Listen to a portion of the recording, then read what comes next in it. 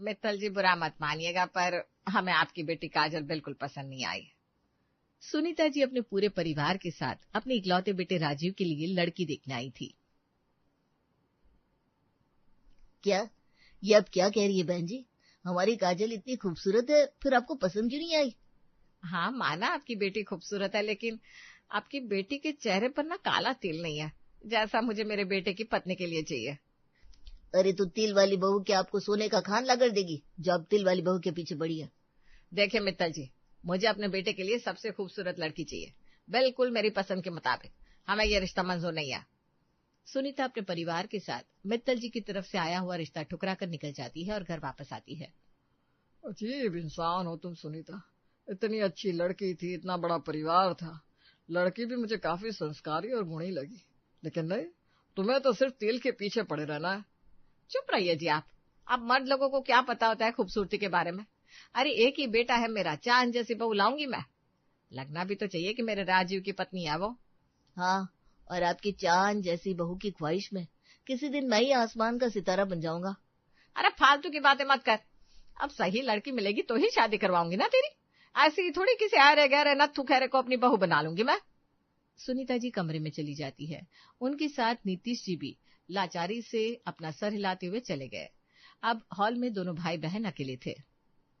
जिस हिसाब से मम्मी लड़की ढूंढ रही है ना, उस हिसाब से तो इस जन्म में आपकी शादी हो चुकी भाई। अब कर भी क्या सकते हैं, ऐसा ही चलता रहा तो मुझे अगले जन्म का इंतजार करना पड़ेगा। ओ हेलो, आपको अगले जन्म का इंतजार करना है तो शौक से करिए, पर मुझे कोई शौक नहीं है इस जन्म में कुंवारी बनने का। अरे मुझे मेरे बॉयफ्रेंड से शादी करनी है, बेचारा कब से मेरी वजह से होल्ड पर है। तेरे पास ऑप्शन नहीं है, बड़ा भाई हूं मैं तेरा। जब तक मेरी शादी नहीं हो जाती तेरी भी नहीं होगी। अपने बॉयफ्रेंड से बोल वेट करने के लिए। और कितना वेट करवाओगे? अब जल्दी से शादी कर लो ना, आपकी वजह से मेरी शादी रुकी हुई है भैया, प्लीज कुछ करो। अरे तो मैं क्या करूं? देख रही है ना तुम मम्मी की डिमांड्स, तिल, हाइट, बाल, गोरा रंग, हर चीज उनको परफेक्ट चाहिए। ऐसा लग रहा है मानो इंसान नहीं हूर की परी चाहिए मम्मी को। हाँ, पर उसके लिए बेटे को भी हूर का परा होना चाहिए ना। क्या क्या बोला तूने? कुछ नहीं, सोने जा रही हूँ, बाय। अब तो मुझे ही कुछ करना होगा, वरना ऐसे तो मेरी शादी सच में नहीं होगी। इसी तरह कुछ दिन बीतते हैं और फिर एक दिन राजीव एक सुंदर सी लड़की को घर पर लेकर आता है। मम्मी, मम्मी देखिए मैं किसको लेकर आया हूँ। हाँ हाँ भाई, कौन आ गया? प्रधानमंत्री की लड़की उठा लाया क्या? मम्मी ये माया है। मामा ने माया के बारे में बताया था तो मैं माया को घर ही ले आया। देखिए ना, इसके चेहरे पर तिल भी है जैसा आपको चाहिए। सुनीता कुछ देर तक ध्यान से उस लड़की को देखती है और फिर मुंह बनाती है। तिल तो ठीक है बेटा, लेकिन इसकी हाइट कुछ ज्यादा ही छोटी नहीं है? मुझे तेरे लिए 4 इंच छोटी लड़की चाहिए थी, इसकी हाइट तो कम से कम 1-2 फुट कम है। अरे बस करो ना मम्मी, जैसे भी है बहुत अच्छी है, आपको दिक्कत क्या है? दिक्कत है, तू इकलौता बेटा है मेरा, मैं तेरे लिए बिल्कुल परफेक्ट लड़की चाहती हूँ। इतनी देर से सुनीता जी की बातें सुनती माया को अब गुस्सा आ गया। तुम मुझे यहाँ इंसल्ट कराने लेकर आए थे क्या राजीव? अगर मैं तुम्हें पसंद नहीं थी तो वही कर देते, यहाँ लाकर अपनी माँ से बेइज्जती करवाने की क्या जरूरत थी? अरे ऐसा नहीं है, तुम मुझे बहुत पसंद आई हो। I am so sorry Maya, please बुरा मत मानो।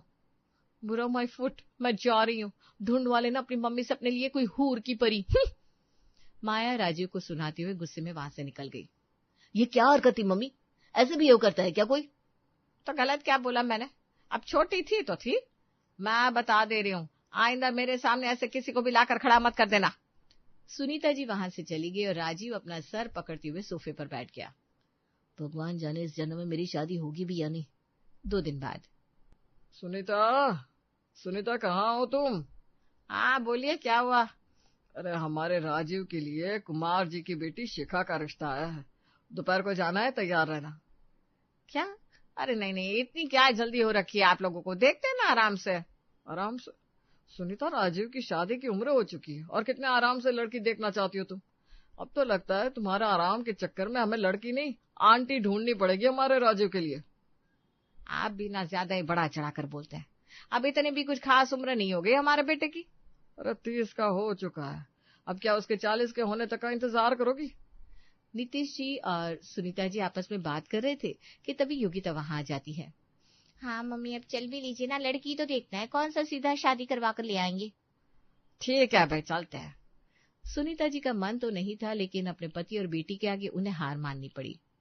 पता नहीं इन बाप बेटे को इतनी क्या जल्दी है मेरे बच्चे की शादी कराने की। ढंग से मुझे मेरी मनपसंद की बहू भी नहीं ढूंढने देंगे ये लोग। दोपहर को सभी लोग लड़के के घर आते हैं। भैया, इस लड़की में आपको कुछ कमी लग रही है? अरे कमी तो पिछली 2 लड़कियों में भी नहीं थी। क्या भैया, आपकी भी ना कोई कदर नहीं है। जनरली रिश्ते के वक्त लड़कों से पूछा जाता है लड़की पसंद है कि नहीं। यहाँ तो सब कुछ मम्मी के हाथों में है। अरे चुप कर, वरना इस लड़की के लिए मम्मी मान भी गई ना तो मैं ना बोल दूंगा। फिर जो अपने बॉयफ्रेंड के साथ शादी करने के लिए इतना तड़प रही है ना, वो और तगड़ी हो जाएगी। अरे भैया, आप तो सीरियस हो गए, मजाक कर रही थी मैं। क्यों भाभी जी, कैसी लगी आपको मेरी बेटी? सुंदर तो है आपकी बेटी, लेकिन सच कहूं तो ये भी मुझे मेरे बेटे के लिए बिल्कुल पसंद नहीं आ रही। क्यों भाई, ऐसी क्या खराबी है मेरी बेटी में जो आपको ये अपने बेटे के लिए पसंद नहीं आ रही?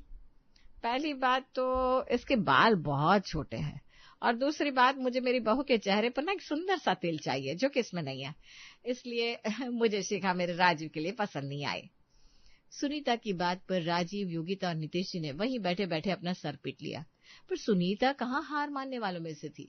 रौब के साथ उठकर वो उस घर से निकल गई। मजबूरन उन तीनों को भी सुनीता के पीछे इस बार भी खाली हाथ लौटना पड़ा। मैंने तो पहले ही बोला था नहीं जाते हैं, लेकिन किसी ने मेरी बात ही नहीं मानी। अब हो गया ना, देख लिया लड़की को। मुझे तो फूटी आंख नहीं भाई वो लड़की। अरे तुम्हें आज तक कोई लड़की राजीव के लिए सुंदर लगी है? अब कोई लड़की इतनी खूबसूरत होती ही नहीं तो इसमें मेरी क्या गलती। अरे बस करिए ना मम्मी, अब क्या सच में मुझे बूढ़ा करके ही मानेंगे आप? बस करिए, हो जाने दीजिए मेरी शादी। हरगिज नहीं, तब तक तो बिल्कुल नहीं जब तक मुझे मेरे मनपसंद की बहू ना मिल जाए। शाम को योगिता अपने कमरे में बैठी फोन पर अपने बॉयफ्रेंड से बात कर रही थी। अब और कितना इंतजार करूं मैं योगिता? यहाँ मेरे मम्मी पापा ने भी मेरे लिए लड़की देखना शुरू कर दिया है। वो तो मैं एक के बाद एक लड़की रिजेक्ट करता जा रहा हूँ, वरना अब तक मेरी शादी किसी और से हो जानी थी। शुक्र मनाओ ना कि यहाँ एटलीस्ट तुम्हें रिजेक्ट करने का मौका तो मिल रहा है। यहाँ तो मेरी मम्मी हर लड़की को रिजेक्ट करती जा रही है। अरे जल्दी से अपने मम्मी से अपने भाई के लिए किसी लड़की को सिलेक्ट करवा लो ना, वरना मैं यहाँ ज्यादा दिन तक रिजेक्शन गेम कंटिन्यू नहीं कर पाऊंगा। मुझे तो यही समझ में नहीं आ रहा, जिस हिसाब से मम्मी लड़की ढूंढ रही है, मम्मी को दामाद कैसा चाहिए होगा? कहीं तुम भी मम्मी को नापसंद आ गई तो? अरे तुम्हारी मम्मी ने मुझे रिजेक्ट किया ना, तो मैं वो रिजेक्शन सह नहीं पाऊंगा। संन्यास लेकर हिमालय चला जाऊंगा मैं। अच्छा अच्छा, बस बहुत हो गई है नौटंकी। क्या तुम्हें मेरी फीलिंग्स अब नौटंकी लग रही है Yogita? This is not fair. Everything is fair in love and war mister Manoj. बस एक बार मेरे भाई की शादी हो जाने दो, फिर मैं तुम्हें सब समझा दूंगी। हाँ, फिर तो इस जन्म में समझाना मुश्किल ही होगा, क्योंकि तुम्हारे भाई की शादी होते होते शायद मैं बूढ़ा हो जाऊंगा। Shut up Manoj. अच्छा चलो बाय, बाद में बात करती हूँ। दिन बीतने लगे थे, लेकिन सुनीता जी को राजीव के लिए कोई भी लड़की पसंद नहीं आ रही थी। ऐसे ही एक दिन राजीव की मौसी उनके घर आ पहुंची। अरे दीदी, आप अचानक? हमें बता देती, राजू स्टेशन पर आपको लेने आ जाता। अरे कोई बात नहीं, तू तो ऐसे बोल रही है जैसे मैं पहली बार तेरे घर आ रही हूँ। आइए आइए बैठिए, जर्नी से थक गई होंगी। एक बात बता सुनीता, तो ये राजीव के लिए एक के बाद एक लड़की रिजेक्ट क्यों करती जा रही है? अरे दीदी अब क्या बताऊं, मुझे मेरे मनपसंद की बहू नहीं मिल रही। अरे बहू ढूंढने जा रही है या अपने लिए कोई साड़ी देखने? लड़की जैसी भी हो, घर संसार संभालना आना चाहिए उसे। बाहरी सुंदरता मायने नहीं रखती। अरे पर दीदी आप भी तो देखिए ना, मेरा एक ही बेटा है, ऐसे ही थोड़ी किसी को अपने घर की बहू बना लूंगी। ये किसी को भी बहू ना बनाने के चक्कर में तुझे एक दिन कोई नहीं मिलेगी, फिर अपने बेटे का बुढ़ापा तू अकेले देखना। क्या दीदी, आप भी आते शादी शादी करने लगी। अभी उम्र ही क्या है मेरे बेटे की। उम्र तो खुद से पूछ ले। और तेरी जानकारी के लिए बता दूं, तेरे बेटे के जितने भी दोस्त हैं वो 2-2 बच्चों के बाप बन चुके हैं। आप कुछ भी कहिए दीदी, मुझे मेरे बेटे के लिए जब तक सही लड़की नहीं मिल जाती तब तक मैं उसकी शादी नहीं करवाऊंगी। अच्छा, तो मुझे भी बताना, तुझे कैसी बहू चाहिए? मुझे ऐसी लड़की चाहिए जिसके घने लंबे बाल हो, चेहरे पर एक सुंदर सा तिल हो, और मेरे बेटे से सिर्फ 4 इंच छोटी हो, ताकि उनकी जोड़ी बहुत अच्छी लगे, और मस्त फैशन वगैरह आता हो उसे। जब तक मुझे किसी लड़की में ये सारी खूबियां नहीं दिख जाती तब तक मेरा बेटा कुंवारा ही सही है। तब तो तू अपने बेटे की शादी रहने दे। तेरी इतने सारे डिमांड सुनकर तो मुझे अब शक हो रहा है कि तू चाहती नहीं कि तेरे बेटे की शादी हो। अरे रे, इन्हें कैसे पता मैं यही चाहती हूँ। अब मेरे बेटे की शादी हो गई तो वो नई लड़की मेरे बेटे पर हक जमाएगी और मुझे ये बिल्कुल मंजूर नहीं। क्या हो गया, चुप क्यों होगी तू?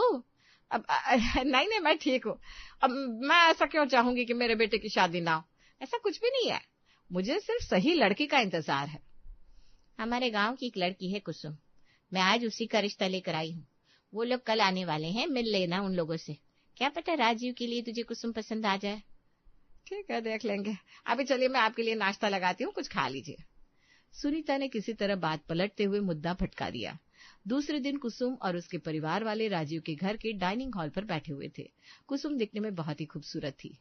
भैया, ये तो अब तक देखे जाने वाली सारी लड़कियों में से सबसे ज्यादा खूबसूरत है। मम्मी क्या इसे भी रिजेक्ट करेगी? अरे मुझसे तो कुछ पूछी मत, मुझे नहीं पता। इसमें तो कोई दो राय नहीं कि आपकी बेटी बहुत खूबसूरत है। बेटा, आप क्या क्या कर लेती हो? जी, सब कुछ कर लेती हूँ, घर के सारे काम आते हैं मुझे। अरे वाह, फिर और क्या चाहिए। शर्मा जी, हमें आपकी बेटी पसंद।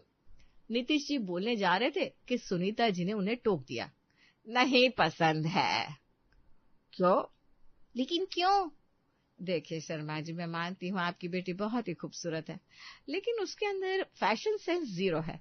और इसमें उसकी कोई गलती भी नहीं है। असल में गांव का माहौल ही ऐसा होता है ना, जहाँ फैशन का असली मतलब किसी को पता ही नहीं होता। कोई बात नहीं ना मम्मी, मैं कुसुम को फैशन सिखा दूंगी, आप रिश्ते के लिए मना मत करिए। तो चुप रही योगिता, जब बड़े बात कर रहे हो तो छोटों को इस तरह बीच में दखल अंदाजी नहीं करनी चाहिए। कुसुम गांव से है, तुम उसको फैशन सेंस सिखा भी दोगे तो वो कितना ही सीख पाएगी। राजीव को समझ में आ चुका था कि इस बार भी वो शादी के मंडप में बैठने से रहा। नीतीश जी और योगिता ने राजीव को दया के भाव से देखा। माफ कीजिएगा शर्मा जी, पर हमें आपकी बेटी मेरे बेटे के लिए पसंद नहीं। सुनीता जी की बात पर शर्मा जी मायूस होकर चुपचाप उनके घर से निकल गए। कुसुम बहुत प्यारी बच्ची थी सुनीता, तुम्हें उसके साथ ऐसा नहीं करना चाहिए था। आप तो बस चुप ही रहिए। आपको तो हमारे राजीव के लिए हर लड़की पसंद आ जाती है। और हाँ, अभी फिलहाल किसी को कोई रिश्ता देखने की जरूरत नहीं है। अब मैं अपने बेटे की शादी खुद करवाऊंगी। ऐसे उल झुलू रिश्ते मत लाना मेरे पास। इतना कहने के बाद सुनीता जी वहां से चली गई। बस अब बात हुआ, अब मैं और इंतजार नहीं कर सकता। अब जो करना है मुझे करना होगा। 2 दिन बाद मम्मी, मम्मी देखो मैं आपके लिए बहू ले आया। राजीव की आवाज सुनकर घर के सभी लोग हॉल में इकट्ठा हो गए और राजीव के साथ खड़ी एक लड़की को नई नवेली दुल्हन के रूप में देखकर चौंक गए। ये कौन है? ये शिप्रा है, मेरी पत्नी और आपकी बहू। देखिए, बिल्कुल जैसी आपको चाहिए थी वैसी बहू लेकर आया हूँ मैं आपके लिए। मुझसे 4 इंच छोटी, चेहरे पर तिल भी है, लंबे बाल भी है। अब तो आपको कोई प्रॉब्लम नहीं है ना? राजीव की बातें सुनकर सुनीता जी सदमे में जा चुकी थी। अब लड़की तो ठीक है, पर तूने एकदम से शादी क्यों कर ली? मुझसे एक बार भी पूछना जरूरी नहीं समझा तूने? अब क्या पूछता मम्मी, इतने दिनों से लड़कियां देख देख कर थक गया था। तो जब मुझे आपकी पसंद की बहू मिली तो सोचा क्यों ना डायरेक्ट शादी करके ही आपको सरप्राइज दे दूं। अरे वाह भैया, भाभी तो बहुत सुंदर है। अच्छा कि आपने सीधे शादी कर ली। वैसे आप तो बड़े छुपे रुस्तम निकले। वहां मौजूद सभी राजीव के इस फैसले से बहुत खुश थे, पर सुनीता जी का चेहरा लटक चुका था। अच्छा हुआ राजीव जो तूने खुद ही शादी कर ली, वरना तेरी मम्मी के भरोसे तो इस जन्म में तेरी शादी हो चुकी थी। इन्हीं सब बातों के बीच शिप्रा आगे आते हुए सुनीता जी के पैर छूकर आशीर्वाद लेने के लिए झुकती है। तभी उसके चेहरे का तिल निकलकर सुनीता जी के पैरों में गिरता है। अरे, ये तिल तो नकली है। सुनीता की बात सुनकर शिप्रा हड़बड़ाते हुए पीछे हट रही थी कि तभी हिल्स की वजह से उसका बैलेंस गया और वो गिर पड़ी, जिससे उसके सर पर पहना हुआ विग भी बगल में गिर गया। हाय भगवान, इसका तिल, बाल, हाइट सब कुछ नकली है। ये तूने क्या किया राजीव? इतनी सारी लड़कियों को रिजेक्ट करने के बाद लास्ट में तू ऐसी लड़की घर ले आया। अब लोग क्या कहेंगे कि मैं कितनी बड़ी बड़ी उम्मीद रखकर ऐसी बहू ले आई खुद के लिए। सॉरी मम्मी, लेकिन मेरे पास कोई ऑप्शन ही नहीं था। अब हर लड़की को रिजेक्ट कर रही थी, इसलिए मैंने अपनी मर्जी से शादी कर ली। तूने तो समाज में हमारी नाक कटवा दी। शुक्र मनाओ कि अभी सिर्फ नाक कटी है, वरना जैसे तुम्हारी बहू बनाने की डिमांड थी उसके बाद तो बहुत जल्द हमारे स्वर्ग की पूरी टिकट कट जाती, लेकिन बहू नहीं आ पाती घर पर। हाँ, और अब तो और कुछ हो भी नहीं सकता क्योंकि हमने शादी कर ली है। वैसे मम्मी, अब भैया की तो शादी हो गई, अब तो मेरी बारी है ना।